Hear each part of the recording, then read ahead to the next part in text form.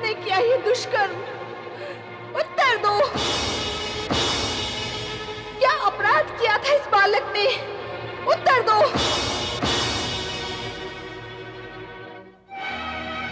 माता की आज्ञा का पालन करना क्या पुत्र धर्म नहीं? उत्तर दो।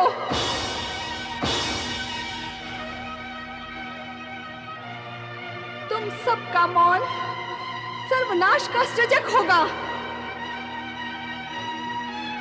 मैं महाप्रलय मचा दूंगी। मैं अपने पुत्र के विरोधियों का सर्वनाश कर दूंगी। आयम ह्रीम क्लीम।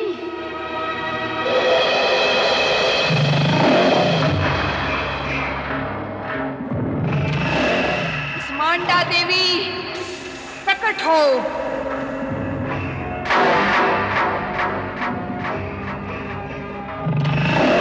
महागौरी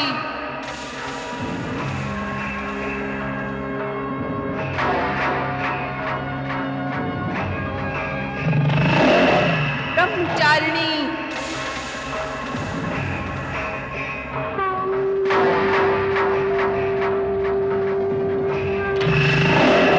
सिद्धिदात्री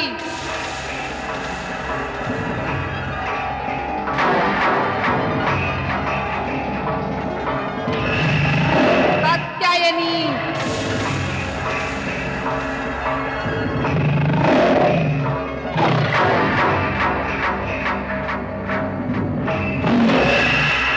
शैलपुत्री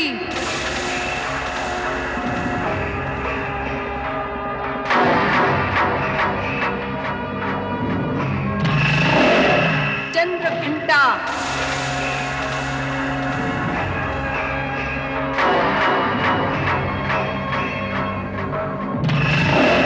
काल रात्रि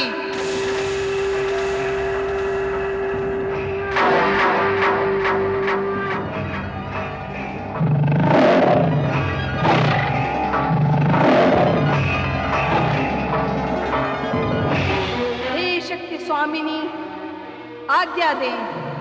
हे प्रबल शक्तियों महाप्रलय मचा दो।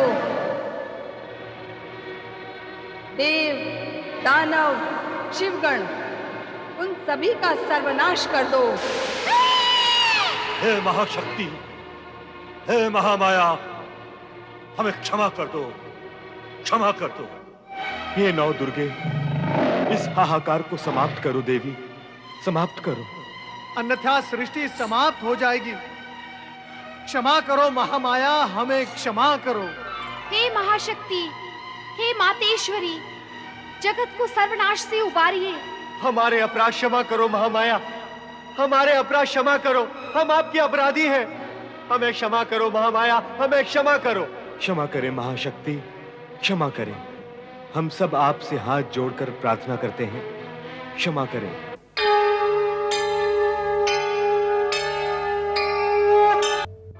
शांत हो जाए महाशक्ति, हे महामाया, लोकहित के लिए शांत हो जाएं।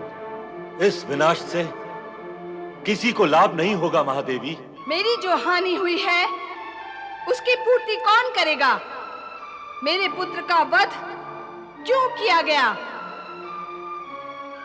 जिसके पुत्र का वध कर दिया गया हो उस माता को आप शांत रहने के लिए कहते हैं? क्या ऐसी माता शांत हो सकती है? फिर आप कैसे शांत होंगी महामाया? एक तो मेरे पुत्र गणेश को पुनर्जीवित करें, दूसरा देवताओं में वो सर्वप्रथम पूजित हो ऐसा अधिकार दें, तभी मैं शांत होऊंगी, अन्यथा महाप्रलय अनिवार्य है। हम प्रयत्न करते हैं, भगवान शिव से प्रार्थना करते हैं, भगवान भोलेनाथ गणेश को अवश्य पुनर्जीवन देंगे। हे महाशक्ति, हे महामाया, देवताओं में वो सर्वप्रथम पूजित हो ऐसे अधिकार को भी भोलेनाथ स्वीकार कर लेंगे। अब हम सब सदाशिव के पास जाते हैं।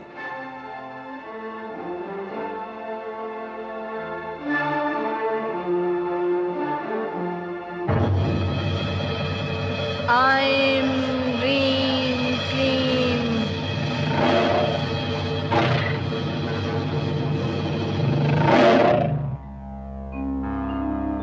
वो बालक गणेश है। माता पार्वती और आपका पुत्र। उसे जीवित करना होगा देवेश्वर, अन्यथा देवी पार्वती संहार नहीं रोकेंगी प्रभु। उस उद्दंड बालक का वध करना मेरा उद्देश्य नहीं था,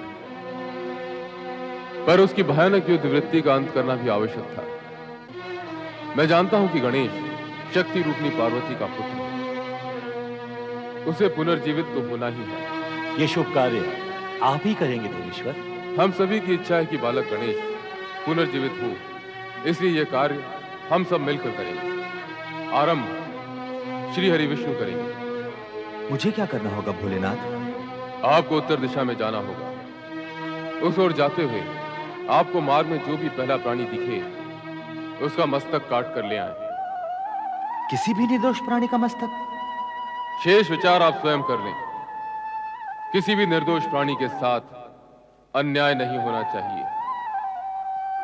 ऐसा ही प्रयत्न करूंगा।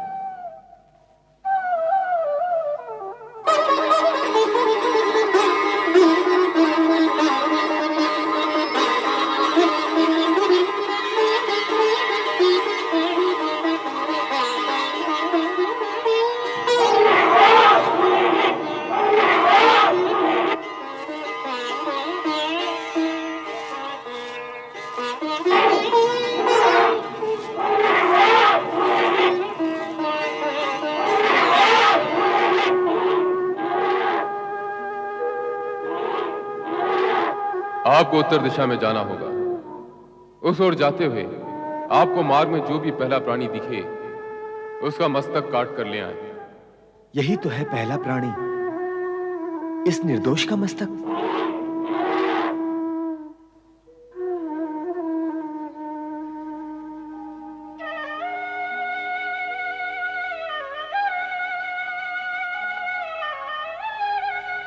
ये तो ऐरावत हाथी है। ये निर्दोष नहीं है, ये श्रापित है, जो स्वर्गलोक से पृथ्वीलोक पर पतित हुआ है। इसका मस्तक बालक गणेश के लिए उपयुक्त रहेगा।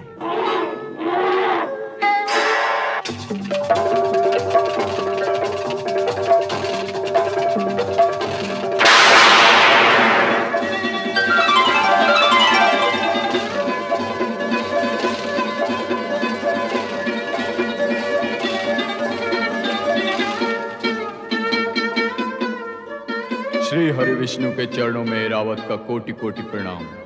आपके हाथों मेरा उद्धार हुआ और मैं श्राप मुक्त हो गया भगवान।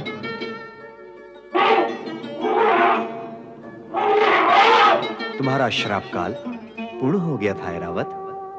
विधि के विधान में एक एक पल की गणना और गणित है। भगवान शिव द्वारा गणेश का मस्तक काटना और उन्हीं के आदेशानुसार मेरा उत्तर दिशा में जाकर तुम्हारा मस्तक काटना, यह संयोग मात्र नहीं है। यह सब निश्चित कार्यक्रम, काल गणना और कार्यफल के अनुसार घटित हुआ है। जाओ, स्वर्ग जाओ। आपकी कृपा से मुझे पुनः स्वर्ग में स्थान मिलेगा प्रभु। जाओ, स्वर्ग जाओ। मुझे भी कैलाश पहुंचना है।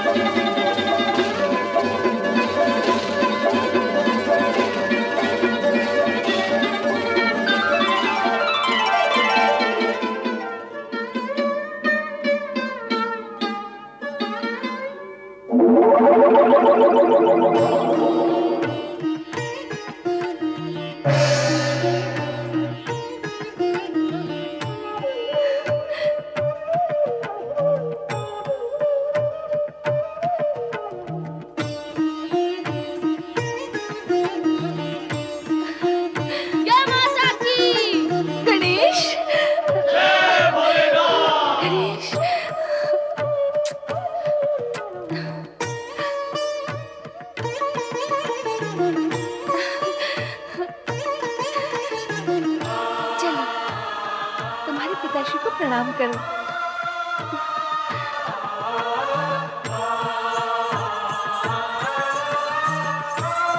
प्रणाम पिताश्री।